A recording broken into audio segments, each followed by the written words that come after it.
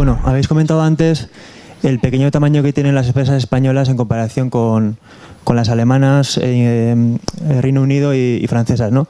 Quería saber si hay algún motivo especial para esto, si es un tema cultural o cuál puede ser el motivo que está detrás de todo esto, ¿no? Pues no sé seguro cuál es el motivo. Yo creo que es una cuestión de tiempo de desarrollo de la actividad industrial. O sea, que las empresas alemanas tienen igual un tiempo de vida más largo que las españolas.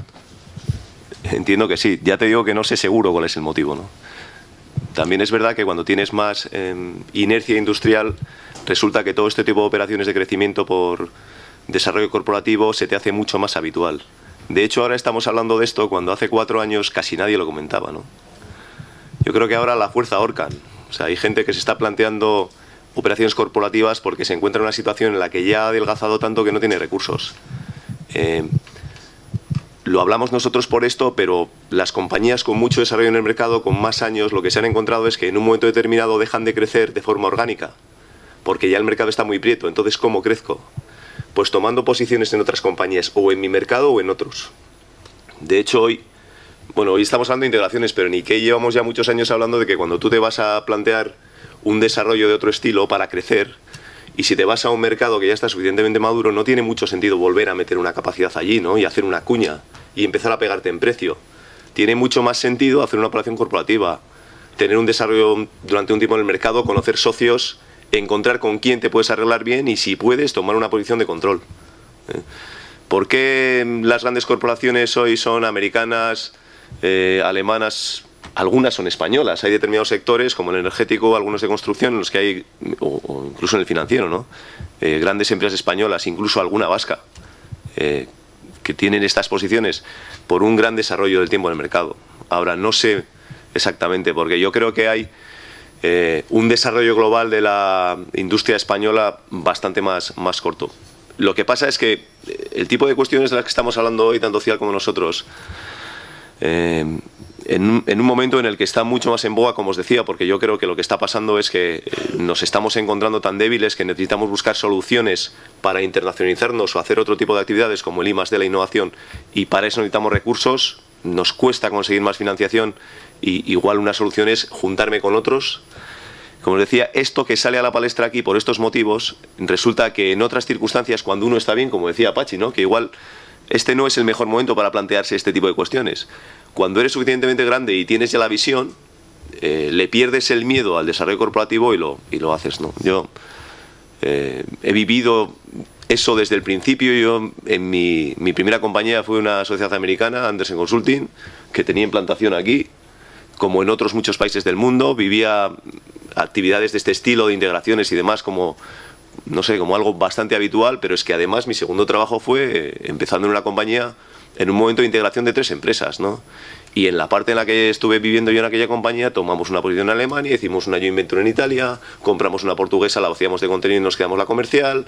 Me largué porque al final acabé viviendo en Bulgaria como expatriado. Te quiero decir que si tú tienes voluntad de desarrollarte en el mercado y en un momento determinado se ve que el mercado está maduro, pues lo que te queda es, si tienes suficiente potencial, una operación corporativa, ¿no? Y si resulta que te falta este potencial, pero necesitas, como comentaba Pachi, ya casi por supervivencia, una operación defensiva, pues esta es una alternativa que creemos que hoy pues tiene mucha vigencia, ¿no?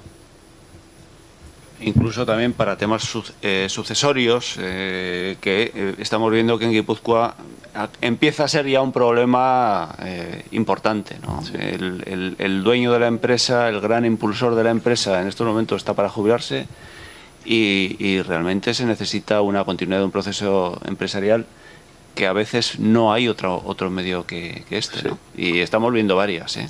Comentaba Esteban que ahora no es buen momento para vender. Nosotros hemos hecho procesos de venta. El último sonado que hicimos, que fue la 7ª operación de un fondo de capital riesgo de España, creo que fue en el año 2008-2009, pues creo que la empresa se vendió en 5 veces fondos propios, ¿no? En gente que ya estaba en el último momento de su vida profesional, ¿no? Pero es que gente que se nos está acercando en estos momentos porque quiere salir y terminar, y además se ha encontrado con una circunstancia muy curiosa, y es que cuando ya avistaba la salida al final de la crisis, con mi empresa en desarrollo y en crecimiento bastante bien posicionada, ha llegado la crisis y nos hemos encontrado hasta gente que ha vuelto a darse de alta en la Seguridad Social y ha recuperado una posición en la dirección de la compañía, ¿no? Entonces, como ya comentaba Esteban, no es momento para las compraventas, ¿no? Los precios están muy bajos, las compañías están poco valoradas. Entonces nos estamos encontrando, como dice Pachi, que la gente en este tipo de movimientos se encuentra la posibilidad de volver a construir un proyecto empresarial en el que hay planteamientos diversos dentro de lo que son los socios y los ejecutivos. Algunos quieren progresar, tomar una participación, impulsar el negocio, otros quieren salir, y entonces están planteando, y me imagino que vosotros habéis encontrado también, ¿no? Este tipo de soluciones intermedias, ¿no? Es decir, bueno, vamos a hacer un proyecto empresarial para pensar que en el medio plazo pues podemos dar una solución sucesoria al que se quiere ir y una solución de desarrollo empresarial al que se quiere quedar, tiene energía y tiene ganas, ¿no? Oye, yo dos cuestiones para Sasigain. Iba a hacer dos cuestiones, pero antes, con esta última intervención, creo que el tema de la integración, en mi opinión, difiere un poco de lo que es la pura compraventa de empresas. Es decir, si yo quiero vender mi empresa porque me voy a jubilar o porque estoy ya cansado de la actividad, o si para aumentar mi cuota de mercado en México compro una empresa mexicana. Creo que, en mi opinión, es un poco diferente al tema de la integración. En cuanto a las cuestiones que quería hacerle a Sasigain, eran dos. Una primera, a lo largo del tiempo, pues yo creo que hemos conocido multitud de campañas de promoción y de ayudas directas a diversos aspectos empresariales por parte de las instituciones, y me refiero sobre todo al gobierno vasco. Pues por hablar de la contratación de personal, de la internacionalización, de la innovación, de la formación, etcétera. ¿Ha habido alguna campaña específica de promoción y de ayudas a este tema de la integración empresarial? Primera cuestión. Y segunda, ¿tenéis cuantificado cuántos procesos de integración se han dado entre las pymes en Guipúzcoa en los últimos 5 años? Bueno, para no ser un ponente, preguntas complicadas. Si uno hace el repaso de las ayudas desde la reconversión industrial de los 80 hasta ahora, se da cuenta de que aunque han cambiado los nombres, las ayudas acaban siendo prácticamente las mismas. Las mismas ayudas a la internacionalización, Prointer en estos momentos, Gausato Implantaciones, las mismas ayudas a inversiones, AFIS y demás, y prácticamente las mismas ayudas a la innovación, pues con diferentes nombres. Sí que es cierto que, bueno, pues a veces han cambiado un poco el foco y han salido pues ayudas como el Compite para hacer un poco también ayudar a este tipo de procesos. Hoy justamente teníamos en Confebas, los de esta mesa y nosotros, una reunión de un grupo de trabajo sobre el tema de la dimensión. Es un tema que se viene trabajando desde hace tiempo y una de las primeras cosas que se hace, bueno, vamos a ver qué se hace en el resto de países para ayudar a obtener dimensión, ¿no? Bueno, el informe es muy corto, prácticamente no se hace nada en ninguna parte. Acabamos de estar nosotros en septiembre en Alemania con la patronal alemana de Baviera y el Departamento de Economía del Länder de Baviera, y cuando les planteamos, porque es uno de los temas que a nosotros nos preocupa, qué se hace para promover la dimensión, las empresas alemanas pues nos enseñaron una empresa pequeña, ¿no? Pequeña, que tenía 1000 y pico trabajadores, ¿no? Y dijeron que no hacían nada, que dejaban que las empresas se desarrollasen. Claro, también un poco uniendo con la pregunta anterior, ¿por qué aquí la empresa es más pequeña? Joder, pues hay muchas razones, ¿no? Unas son históricas, es que hemos llegado más tarde, y desarrollarse cuando otros ya han copado parte del mercado es más complicado, ¿no? Otra, porque también nos falta competencias de gestión. La profesionalización de la dirección hasta ahora era un tema complicado. El empresario, y hay que agradecer que sea así, ha sido el tipo que ha puesto un taller y que ha desarrollado ese taller. Y el empresario en muchos de los casos son gente con buzo que está manchado de grasa. Claro, decirle a esa persona que tiene que acometer un proceso de integración con la empresa que tiene enfrente, pues desde los 80 hasta ahora ha sido un proceso muy, muy complicado, ¿no? Y que prácticamente solo se ha desarrollado en los momentos de crisis. Y malamente. Entonces, bueno, a ver, ¿qué ayudas hay para esto? Pues hay pocas. En ese momento, Innovideac ha puesto el foco muy claramente en ayudas a la dimensión, porque creen que es un proceso que necesita una cierta ayuda. Pero es muy complicado. Nosotros llevamos trabajando, y es uno de los retos estratégicos de Adegi, el tema de la dimensión o de la cooperación de una forma más, digamos, blanda, no tan dura como son los procesos de integración ya que nos han presentado hoy, bastante tiempo. ¿Por qué? Fundamentalmente porque creemos que es necesario cambiar la mentalidad y que las empresas tienen que empezar a hablar entre ellas para acometer proyectos de mayor dimensión. Creemos que nuestro trabajo está en cambiar la mentalidad. Después, los procesos de integración, de due diligence y demás, y hay profesionales para hacerlos. Cuando una empresa ya sabe lo que tiene que hacer, hay profesionales para desarrollarlos. Nosotros no vamos a desarrollar ese tipo de actividad, pero sí en cambiar la mentalidad. Y en eso estamos. Procesos de integración, pues te puedo decir que de integración, de compra, de sucesión de un empresario particular por fondos de inversión o por otra serie de empresas del sector o afines, se están produciendo. Ayer mismo teníamos una reunión para una empresa que además va bien por un problema de sucesión, y yo creo que se están produciendo. No son muy sonadas. Como has visto, los ejemplos que nos han puesto, ninguno te llevaba nombres y apellidos, porque normalmente ninguna de ellas quiere darse a conocer. Bueno, en Guipúzcoa también somos para esto, no sé si poco transparentes o un poco tímidos, pero procesos se producen. ¿Y sois capaces de cambiar la mentalidad de la institución o no? ¿No dais lo suficiente la brasa? Al gobierno vasco me estoy refiriendo. No, el gobierno vasco está absolutamente mentalizado que este es el camino. Lo que pasa es que es muy difícil poner instrumentos que ayuden a hacer este tipo de cosas. ¿Qué haces para crear una fusión entre empresas? Poco más que decir, puedo financiar parte del proceso, y existen fondos, existen ENISA, fusión y adquisición, por ejemplo. Sí. Único te darían para hacer una fusión.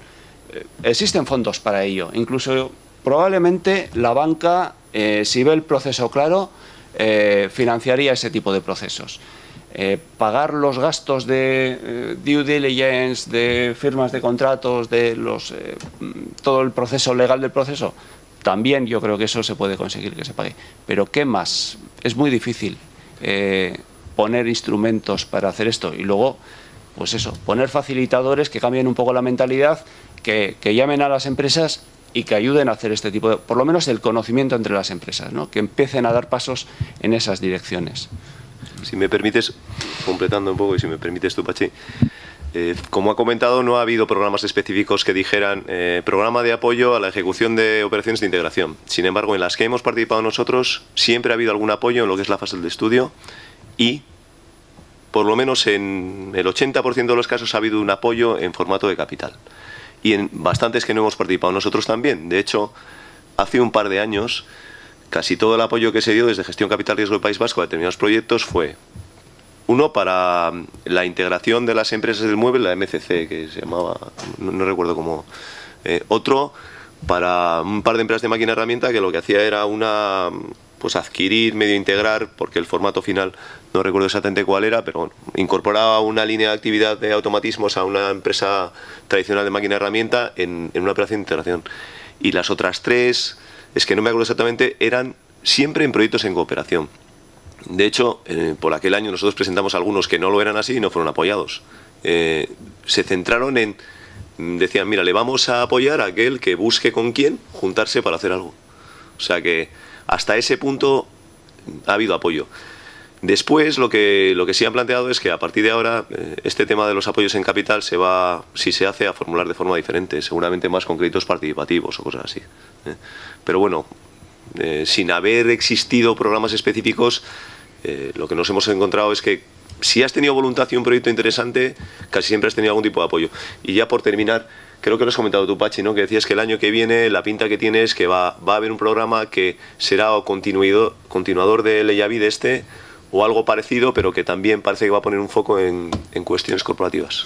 Yo me refería, para terminar, a crear un cierto ambiente, ¿no? Un cierto caldo de cultivo que, así como con otras materias sí se ha promovido públicamente con grandes operaciones, me estoy refiriendo por ejemplo al tema de la innovación, en este tema no ha habido tanto, y a mucha gente pues le suena un tanto, no voy a decir a nuevo, pero y ahora ha sido la situación de crisis la que le ha puesto a alguno el tema forzosamente sobre la mesa, ¿no?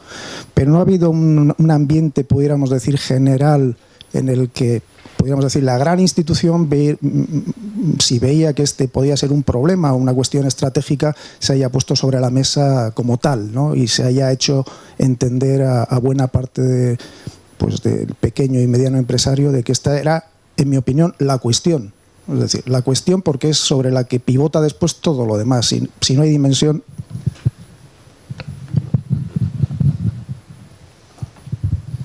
Buenos días. Iván Unzueta, del Cano Consulting, especializados en internacionalización. Me gustaría comentar precisamente este tema de la dimensión, que al final es en lo que está girando prácticamente todo el tiempo. Yo creo que colateralmente se ha tocado todos los temas importantes, pero a mí me gustaría añadir una causa. Yo creo que la causa-efecto es precisamente la internacionalización, la necesidad de internacionalizarse. Es en el momento en que nos hemos dado cuenta que hay que internacionalizarse, las empresas se han dado cuenta de que no tienen tamaño. Y sin embargo, nuestros homólogos en empresas europeas, estadounidenses, han tenido la internacionalización en su ADN desde hace mucho tiempo. Yo creo que eso les ha llevado precisamente a ganar dimensión y nosotros ahora estamos un poco a remolque, como bien decíais.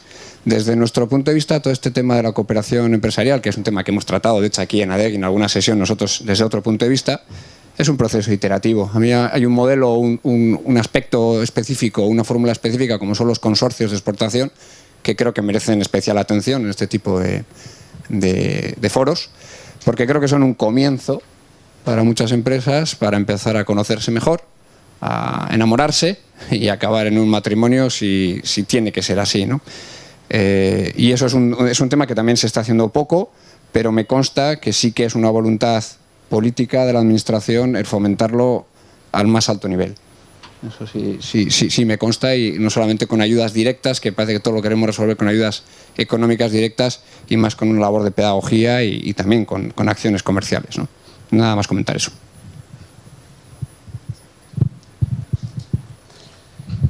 Hola, gracias a todos. Considerado muy interesante, pero creo que se ha obviado un tema como es el social. A nadie se le escapa que cuando hay un tipo de integración entre empresas, generalmente, sobre todo en una fusión, suele haber una duplicidad de empleo, en consecuencia suele tener que realizar una serie de rescisiones de contratos, yo creo que en casi todas. En consecuencia le doy capital importancia a este tema, porque quizá el conflicto social, no bien explicado, a lo mejor puede cargarse una posible fusión, ¿no? Le doy muchísima importancia a este tema, y por consecuencia sí me gustaría saber cómo se resuelve este tipo de conflictos. Es decir, hay una fusión, hay una excedencia de personal por duplicidad, y cómo se trata antes de la fusión, después. ¿Tenéis experiencia al respecto? Igual, antes que todo, la mayor duplicidad que suele haber en estos procesos, y que suele ser por lo que fracasan, es por la de directivos, ¿eh? Creo. Sí, bueno. Directivos, administrativos, generalmente, ¿no? Pero ¿cómo se resuelve este tema? La cuestión es esa, ¿cómo se resuelve este tema? O cómo es interesante resolverlo antes de la fusión, y luego puede haber distintas variedades, es decir, que las empresas que desean fusionarse estén en pérdidas, que no las estén, que una esté sí y la otra no. Entonces, yo creo que es un tema de capital importancia. Sí, yo lo que, en mi experiencia, las diferentes integraciones que hemos vivido depende muchísimo de en qué momento se llegue a una integración. Por ejemplo, sumo para crecer. Uno de los ejemplos que hemos puesto, que hablaba de empresas que incluso han estado en conflictos en tribunales, tenían un mercado de 97 países en el mundo y una capacidad de producción limitada y una capacidad de desarrollo importante. Se estaban pegando a palo limpio porque al final los proyectos a los que accedían eran singulares, y entonces el tipo de solución que aportaban ellos, aunque había muchas alternativas, cuando al final el prescriptor decidía que era la suya, se la encontraban ellos dos, ¿no? Esa gente no limitó el empleo. Además, el que ha comentado Esteban, que era el que tuvo la visión de decir yo quiero llegar a un acuerdo con esos, lo que hizo fue promover que el desarrollo ejecutivo de su compañía, como ha dicho Pachi, no fuera demasiado, porque sabía que si llegaba a una integración lo que iba a haber era una duplicidad en el equipo directivo. En aquel caso no hubo salidas de personas, pero en todos los demás que he vivido yo como integraciones, por supuesto que las ha habido. Ahora, ¿por qué se han producido? Pues porque en los casos en los que las hemos vivido casi siempre eran defensivas. Eran integraciones para que por lo menos parte de ese empleo perviviera. nosotros hicimos una en un sector muy maduro en Euskadi, que en aquel momento tenía unas 12 empresas de una dimensión relativamente importante, y ahora quedan de dimensión importante 2. Una tercera creo que se ha vendido ahora a un fondo americano de capital riesgo y no se tiene demasiado claro cuál va a ser su futuro, pero las demás han desaparecido. Y cuando en su momento le planteábamos al presidente del clúster que el capítulo de la dimensión era una cuestión muy importante y el capítulo de la colaboración lo tenían que tratar, lo que nos dijo es que en el 92 ya habían pasado la reválida de la supervivencia y que entonces sus empresas no necesitaban plantearse esa cuestión para ver si tenían futuro en el medio plazo. Entre otras cosas, él vendía soluciones para mejorar la eficiencia en plantas. Pero lo que pasó fue que de esta integración lo que surgió es una sociedad en la que había determinadas duplicidades que, por supuesto, algunas se resolvieron pues por rescisiones de empleo. Sobre todo en aquel momento había mucho tema de TTs, había, por lo menos en aquellas compañías, bastante volumen de actividad que se estaba cubriendo con excedentes, horas extras y demás, y lo que se hizo lo primero fue eliminar ese tipo de cuestiones, ¿no? Y en otros casos, como os he dicho, en la empresa en la que yo comencé, cuando nos integramos, entre las 3 empresas, y en la nuestra había 700 y pico empleos, teníamos otra de Mondragón que era otros 600 y pico y otra de Mondragón también de otros 300 y pico. Parte de la gente se fue a la MCC porque dentro del acuerdo había una parte de una escisión, como ha comentado antes Nuria, de una de las actividades que se vendía a la MCC. Durante un tiempo mantuvimos una relación con una serie de pactos que bueno, regulaban los contratos de suministro. El personal, parte se quedó con nosotros, parte se fue con la actividad extendida, y de la otra parte, no directamente en el momento de la integración, pero sí en el desarrollo de lo que era el proyecto estratégico, fue reduciéndose. ¿Cómo lo hicimos?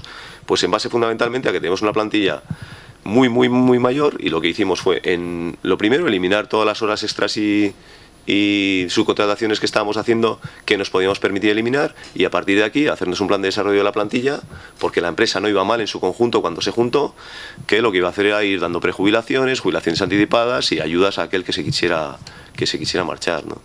Después de hacer ese núcleo, cuando ya especializamos fabricaciones, repartimos pues los equipos, ¿no? Nos organizamos adecuadamente, empezamos a crecer. Y empezando a crecer, pues necesitábamos gente para determinadas actividades que eran fuera de nuestras fronteras, ¿no? Entonces, le dimos esa solución. En otras en las que hemos participado, pues siempre hay algún tipo de reestructuración social, ¿eh? Si las empresas están muy fastidiadas, nos estamos encontrando ahora que muchas llegan y dicen, no, es que he perdido el 25 o el 30% del empleo en la crisis. Y ahora mismo ya no tengo ni gente, pues como comentaba Iván, ¿no? Para internacionalizarme. Y dice, tengo una persona viajando por el mundo. Y uno por el mundo, si quiere vender, lo tiene bastante complicado, porque el mundo es muy grande. Sobre todo si, como pasa en muchos casos aquí, no hay experiencia previa de haber salido fuera, porque hemos vivido hasta el 2008 con un mercado terrible. Entonces, lo que te plantean es, somos 29, esos 35, tal, a ver en cuánto nos quedamos y nos juntamos. Pero por lo menos nos quedamos. Porque hay una cuestión, y es que a veces da la sensación de que la empresa va a ser eterna, ¿no? Ahora estamos viendo cómo se machaca radicalmente a una compañía pues muy importante que nos acaba pues de dar una sorpresa, un susto muy grande y tal, ¿no? Pues porque todo se ha hecho mal y encima no hay un plan, no sé qué. Y uno se olvida que junto con eso hay otro montón de historia que se ha hecho bien. Historia de desarrollo, de crecimiento, de ampliación, de I+D, de corporativo, de tal, que ha dado durante mucho tiempo mucho trabajo a mucha gente. Lo estábamos comentando antes de la ponencia, ¿no? Nosotros lo que creemos es que este tipo de cuestiones, que por supuesto tendrán algún tipo de impacto social si se van produciendo operaciones de integración, lo que sobre todo esperamos es que tengan un impacto en una regeneración de la estructura productiva o industrial o de negocio.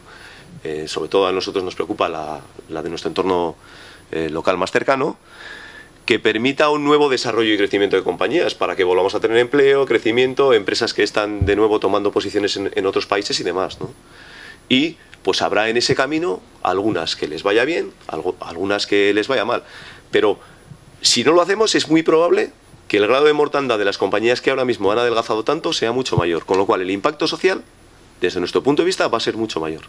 Como vivimos en el sector este que os he comentado. Y como hemos vivido en otros sectores que han sido bandera de este país y que estamos viendo, como ya han pasado un par de reconversiones en los 60s, en los 90s y tal, y que como no se pongan las pilas ahora, pues van a pasar otra reconversión. Como le ha pasado a la banca, igual es por decreto además. O sea que sí, impacto social, por supuesto.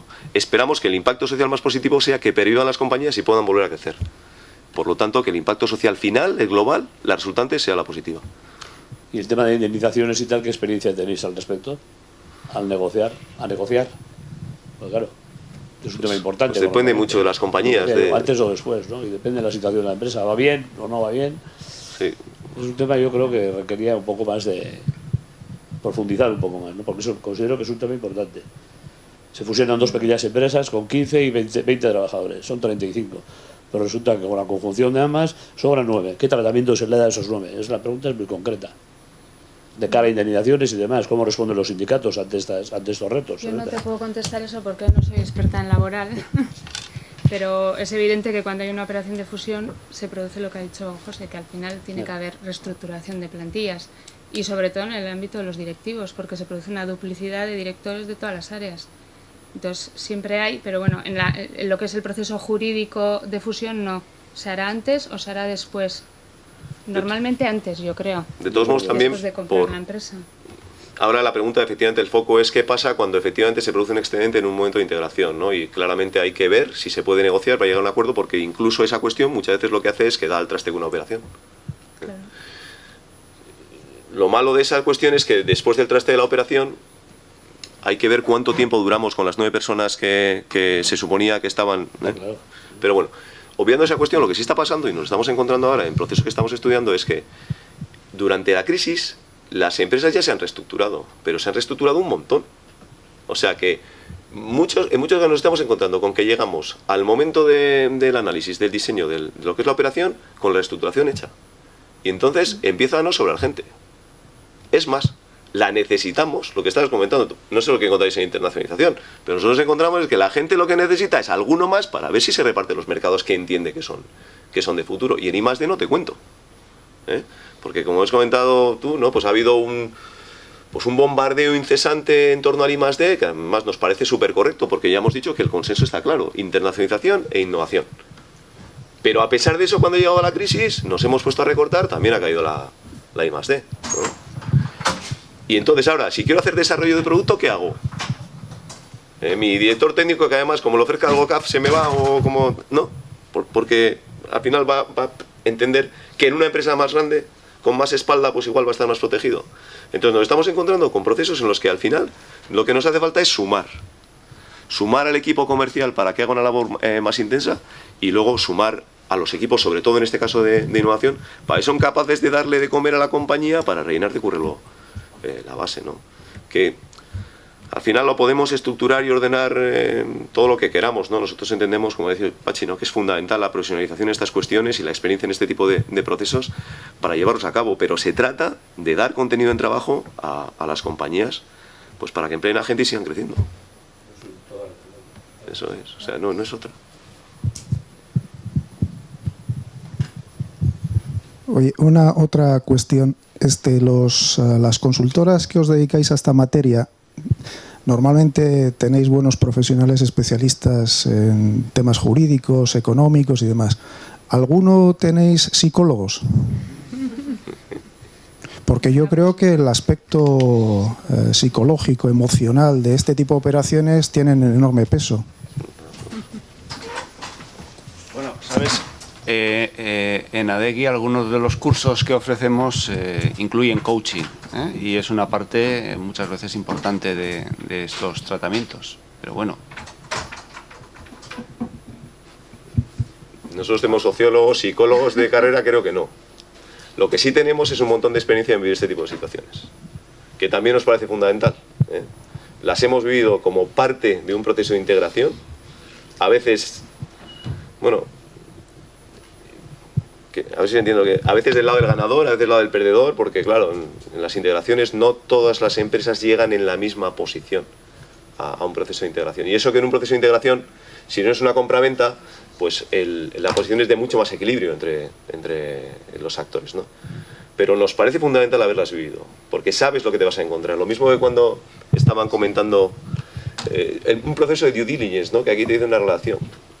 Si has visto alguna vez el listado de información que te piden, si te animas tú a hacerlo solo, es que se te cae el mundo el día que te llega el email del comprador, o sobre todo los asesores del comprador, ¿no? Es decir, son cuestiones efectivamente muy complejas, con aspectos emocionales muy importantes, y a nosotros una cosa que nos parece fundamental es haber tenido experiencia en este tipo de cuestiones, haberlas vivido y haberlas vivido en la medida de lo posible en unas cuantas ocasiones, ¿no?